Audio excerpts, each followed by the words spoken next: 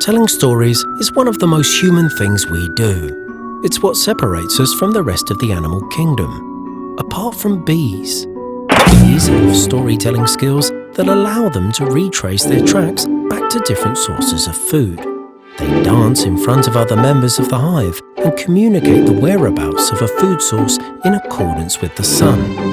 It's amazing. And anyway, that's obviously off topic. You see, storytelling is a powerful human characteristic, one that we can barely resist. We all do it, and we use it for different purposes. To create bonds of affection, to express ourselves, to pass on information of great importance, to entertain, or just to chit-chat. But here again, there is storytelling and there is lying. A bee will dance his heart out for the sake of the hive. It doesn't cheat to get other bees away from their home to feast on their honey. Lying is a form of violence. It aims to influence other people's thoughts, behaviour, or physical state to get vital resources without their consent. We have all been lied to, and we have all lied. Being the victim of lie-shaped violence is not particularly pleasant. But as we all bend the truth a little from time to time, we can also spot a lie.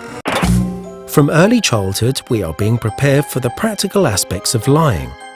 "Oh, grandmother, what big ears you have!" exclaims Little Red Riding Hood, and we instantly realise that the wolf is not sincere. He's clearly trying to influence Little Red Riding Hood's mental and physical state to get a vital resource without her consent. We assume that people could lie and have to watch out. What about states? Do states lie? Well, they certainly shape our mental and physical condition, but with our civic consent. In schools, the army, and everywhere where authority is given to state officials within the system we call democracy and the rule of law. It gets tricky when it comes to a state's image of itself, how it wants to be seen not only by its citizens, but by others, especially others who possess vital resources. It gets tricky because we, as individuals, are not trained to counter violent lies manufactured and spread by organised teams of professionals. Professionals who sometimes happen to be artistic geniuses, used or hired by a state, king or emperor. Take the artist who designed the first Great Pyramid. It is jaw-dropping today, but imagine it immediately after its grand unveiling, encased in white limestone with its tip made of solid gold. What a sight! The pharaoh inside had been dead for years, but his memory, well, the creation of his memory, had only just begun. The news went out to both the friends and enemies of Egypt. There is a mountain of solid rock shining for miles and miles. Egypt has its own sun. Of course, it's not an ordinary man lying underneath. It's a god. If he is a god, so are his heirs. If you're a leader of a state currently disputing some border adjustments with Egypt, you suddenly find yourself in a rather difficult situation. How can you fight an army led by such a powerful god, especially if you want to pose as one yourself? How do you maintain your troops' morale? How do you negotiate terms? Thanks to a story? No, not a story. More an aggressive marketing campaign, as we call it today, backed by a brilliant piece of art. The ancient Egyptians have had a centuries-long head start.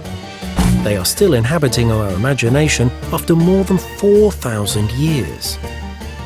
Pharaoh Khufu, or Cheops, was a human just like his enemies and subjects. A human aware of the rules of memory warfare, a struggle taking place in our imagination, a war fought in the present but fueled with stories and lies rooted in the past. Memory wars are constantly being fought and have been since the dawn of time. Some use props such as uniforms, rituals and parades. Others are conducted by armies of internet trolls and artificial intelligence. What has not changed since the time of the first memory soldiers and their sponsors is the violent character of the war. and the fact that this type of war often comes before an economic or a military conflict. Take Nazi Germany. An entire pseudoscience evolved to create a linguistic, legal and economic framework for an unprecedented mass murder, as well as a violent robbery. The Holocaust and crimes against Central and Eastern European nations resulted in monstrous atrocities. The perpetrators were men and women in costumes, with the Nazi elite organised in a fake order following a made-up mythology. The victims were portrayed as vermin. In the end, what fueled the Nazi German war machine, set on conquering mode, were resources vital to their industry: Polish workers, Russian farmland, Czech industry and Jewish property.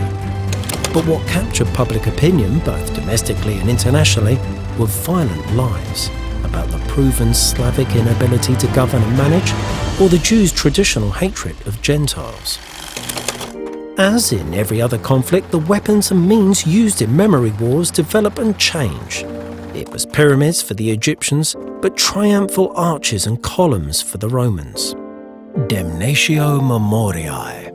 Officially erasing a person's memory from the chronicles was the harshest of punishments known since ancient times. It was widely used in the Middle Ages, when a word written in Latin was almost as holy as the scriptures. Today, it's the algorithms that tweak our communication process, serving powers beyond democratic control. If absence of truth is not enough, lies are concealed on our crowded walls and boards, mimicking news dressed up in scientific vocabulary and spread by celebrities hooked on public attention. Faced with harsh circumstances and the always changing weapons of memory wars, it is only natural for us as individuals to feel overwhelmed. Like any other war, memory war is not fair. It makes us angry and neurotic, filling us with hate and undermining our self-esteem. Memory wars have real victims. They break friendships, break deals, and tear communities apart. But there is hope.